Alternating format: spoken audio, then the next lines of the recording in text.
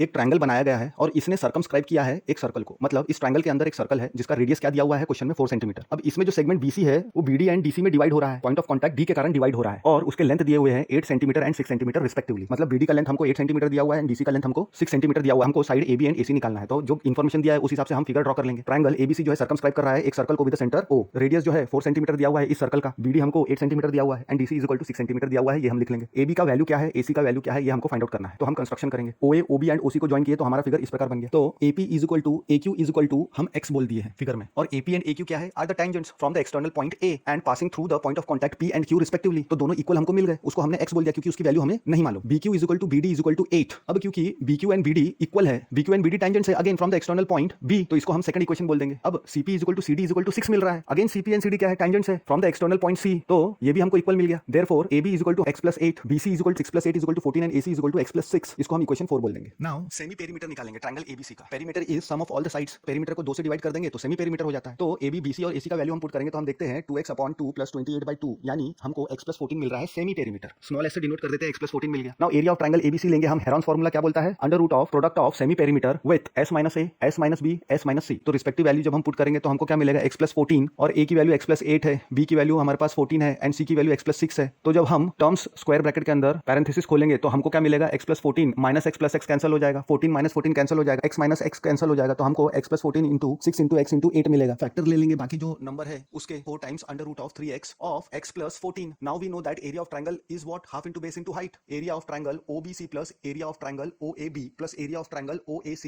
ये तीनों ट्रायंगल्स कैसे हैं, ट्रायंगल ABC कॉन्स्टिट्यूट करते हैं, तो इन तीनों ट्रायंगल का एडिशन ही एरिया ऑफ ट्रायंगल ABC देगा। तो हमको क्या मिलेगा, half of BC into OD plus half of AB into OQ plus half of AC into OP। तो अगर हाफ हम कॉमन निकालते हैं तो हमको BC into OD plus AB into OQ plus AC into OP हमको मिल जाएगा। Now OD is what 4, OQ is 4 and OP is again 4, क्योंकि वो रेडियसेस है। तो हमको क्या मिलेगा, half into 14 into 4 plus x plus 8 into 4 plus x plus c into 4 from the figure हम देख सकते हैं, एंड इक्वेशन 4 में हमने पहले ही लिख रखा है। नाउ उसमें से सब में देख रहे हैं हम 4 अंदर कॉमन है, 4 बाहर निकाल लिया हमने, तो हाफ लेंगे 4 का तो 2 बच जाएगा, और अंदर क्या है, जब ब्रैकेट ओपन करेंगे तो 14 plus x plus 8 plus x plus 6 यानी 2x plus 14 plus 8 22 plus 6 is 28 मिल जाएगा हमको। तो अगेन 2 कॉमन दिख रहा है स्क्वायर ब्रैकेट के अंदर, बाहर निकाल लिया तो बाहर 4 हो गया और अंदर x प्लस 14 मिल गया, इसको हम b बोल देंगे। और a एंड b से अब हमको क्या मिल रहा है, 4 times root of 3x into x plus 14 is equal to 4 times x plus 14 मिल रहा है। तो अब एक साइड रूट है तो हम स्क्वायर कर देंगे, दोनों तरफ रूट हट जाएगा और राइट हैंड साइड में स्क्वायर हो जाएगा, तो 3x time x plus 14 is equal to x plus 14 का होल स्क्वायर। तो 3x इज इक्वल टू क्या मिल जाएगा, x प्लस 14 का स्क्वायर बाय x प्लस 14, तो कैंसिल हो जाएगा, नीचे का x प्लस 14 और न्यूमरेटर का एक x प्लस 14 कैंसिल करेंगे तो 3x is equal to x plus 14 मिलेगा। सिमिलर टर्म एक साथ लाएंगे तो 2x is equal to 14, x is equal to 7 मिल जाएगा हमको। देयरफॉर AB की वैल्यू हमको निकालना है, तो x plus 8 is equal to x 7 मिला है, तो 7 प्लस 8 इज 15 सेंटीमीटर मिल गया। ऑल्सो AC हमको x plus 6 is equal to 7 plus 6 is equal to 13 centimetre मिल गया।